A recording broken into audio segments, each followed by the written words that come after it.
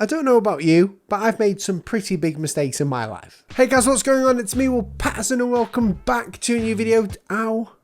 Hey guys, what's going on? It's me, Will Paterson, and welcome back to a new video. Every week I make about 2 or 3 of these videos where I teach you and help you in the world of art and design, hand lettering, logo design and creativity. This is my job. Today I wanted to give you the top 5 mistakes that most designers make, but this isn't like any other video. A lot of people make videos about the top 5 mistakes that they've made in their career, but I'm going to give you the top 5 mistakes that you're going to make, as well as like show them in tandem with mine, because I've done all of these mistakes, and you know, everyone in the design industry has done these mistakes before. Then I'm going to give you an update on the iPad Pro giveaway, so don't freak out. We are still doing the giveaway. The giveaway is still going on. I'll leave all that iPad information till after. Okay, mistake number 1 that most people make in the design industry is kerning. Now, kerning isn't just at the top of my list for any reason. It's there because it's such a huge part to play in most people's lack of knowledge when it comes to type design or graphic design. If you're new to graphic design, I want you to say this with me. Knowing typography and mastering typography means you master graphic design. Graphic design is centered around typography because it's all about communication. If you don't communicate well, no one's going to understand you. So in the design field, to get good at what you're doing and to land that job or that internship or to become a freelance and to get clients, your experience and knowledge of typography is going to have to go up here. There are so many books for typography that you can read. I'll try and do a video at some point of all my books that I've read over my years of being a freelance designer. That should help you. Now, if you don't know what kerning is, it is the spacing between letter forms, not the spacing between words. That is tracking. Kerning is the space in between each letter in a word that makes it look visually correct. Now, the reason why kerning is huge and important is because it can break apart a logo type design quickly. We're doing this competition. It's a logo design competition called Come Design With Me, and that is the number 1 mistake I see, which is kerning, because you guys, when you got Payzil in there and I see that the E is too far away from the A,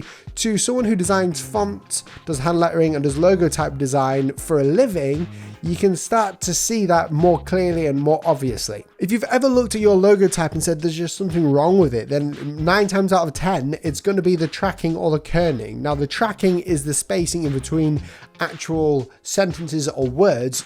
Kerning is the spacing between a word, so each letter's space. The idea of kerning is to generate the same optical space in between each letter, and it takes practice, and it's called the eye of design because you can't just mathematically do it. Mathematical kerning doesn't work. You need to be optical, and optical kerning comes from experience. And you might say to me, Will, aren't these fonts meant to be kerned already? And I would say probably yes, but they're not, because kerning fonts is something that is done by the eye. For logo type design and all the fonts that I use, if I was to use a font in logo type design, they are all kerned by me afterwards to make them feel all together. Sometimes fonts aren't kerned well. So that was number 1, kerning. The second biggest mistake that I've made in the past, and I guess all you guys have made or are making, is not enough emphasis on negative space. This is a bit of a new one. The reason why I've brought this one out is because of the competition that we're doing at the minute on the channel.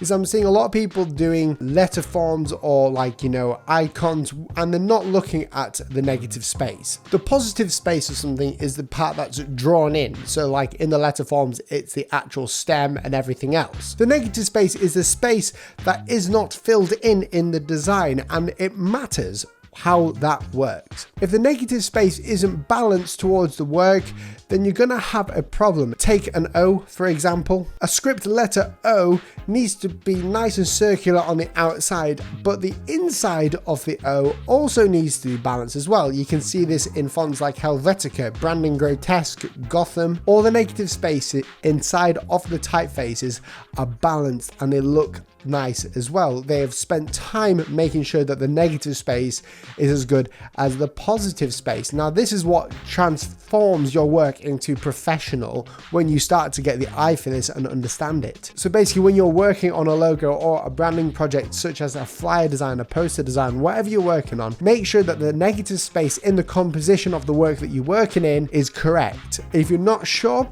Ask someone else, get someone else's eye. It's all subjective to the eye, but what isn't subjective is bad negative spatial design. The third biggest mistake that people make when it comes to graphic design is a lack of basic typography principles. This sort of ties into the first one, which was kerning, but typography is a huge part to design. If you don't know anything about design, know this: you must master typography and the art of making typography the highest thing in design. Without typography, you wouldn't have name tags, you wouldn't have business cards, you wouldn't have books, you wouldn't have medicine bottles, boxes, any websites. Without typography, communication is dead. Typography is the foundation of graphic design because it's communicating something. And if you can't communicate well and grab someone's attention to the words that you need them to see, then you have failed and you're making a huge mistake. Some of the basic fundamentals of typography are hierarchy, contrast, weight,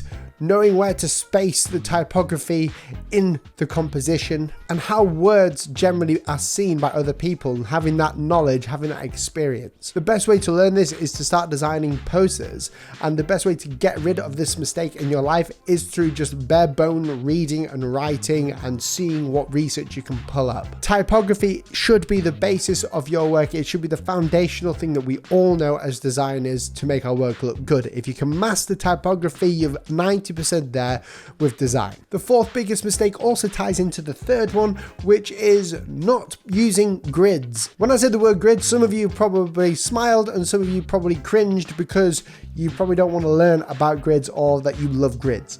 My biggest mistake in my career when I first started was not learning how to use a grid. Typography is actually based in grids and it works. For instance, you've got the cap height, the X height, the ascender height, the descender height, baseline. You've got so many different levels and grids. If you struggle to understand what grids do and what they're for in design, it is basically a hack that we can use as designers to space and to compose our work correctly. It allows us to have our typography, illustrations and everything consistent on a composition such as a poster or a book cover. The best book I've ever read for grids is definitely this one. It is called Grid Systems or Rasa System, and it is an amazing book, and it shows you even on the front cover what a grid looks like on here. With grids like this, it allows us to place our typography in certain places, but not only that, it allows us to have a consistent looking piece of work with good negative space and composition. Even if you don't understand that, then look at the YouTube player that you're seeing now. YouTube is even filled with a grid. So on the right hand side of the page, you'll see a block full of other recommended videos. You see my video as the main front and center display. You see the comments, and then you see the description, and you see the top header here. All of that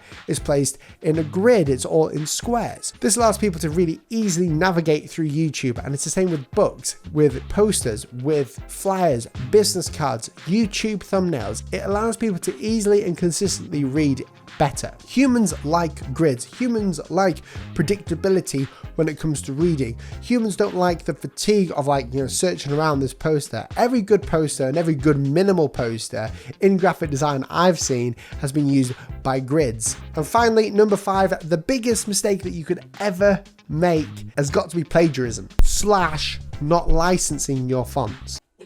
Of taking someone else's work or ideas and passing them off as one's own. Plagiarism is a huge part in the design world, and I've been seeing people's Instagrams that have been plagiarized. So people are stealing other people's work and showing it as themselves. If you are someone who downloads fonts illegally, you are taking it away from your friends and community's pockets. Fonts are expensive and they're meant to be because they work, and people have spent a hell of a long time working on those fonts. I know it from experience of my work being plagiarized. I know it from experience of people stealing my videos and posting them somewhere. We spend a long time on these things. You don't want them to be taken away and someone else using them. So the biggest mistake you could ever make in design is stealing someone else's work. There's a difference between stealing negatively and stealing like an artist. And again, there is a book called Stealing Like an Artist, which allows you to take ideas and transform them so you can be inspired. If you're just taking someone else's font illegally and using it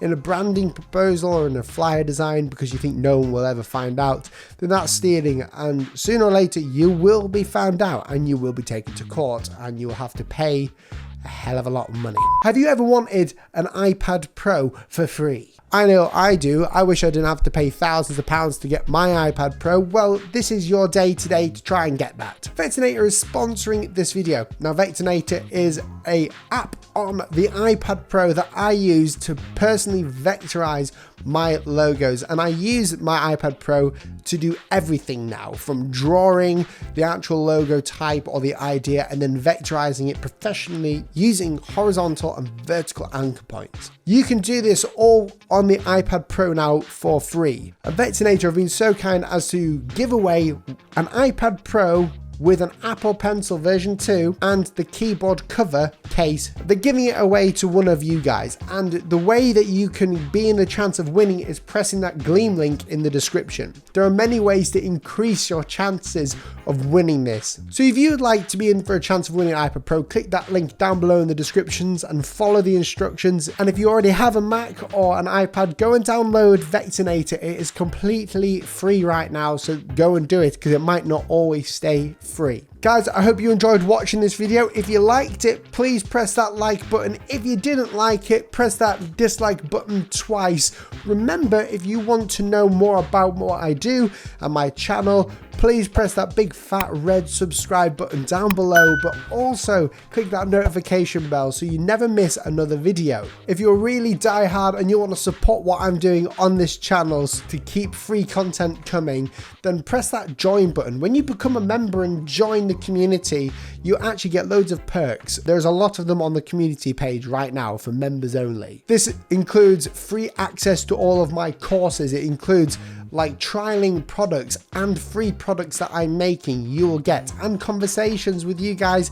and exclusive content on here. So click that join button if you want to. Guys, thank you so much for watching this video. It's amazing. Thank you Vectornator for sponsoring, and not only that, for giving away a whole iPad, Apple Pencil and cover to my subscribers. Go and download Vectornator and I'll catch you in the next video. The camera's way too far away to do my normal one, so I'm just gonna have to do this.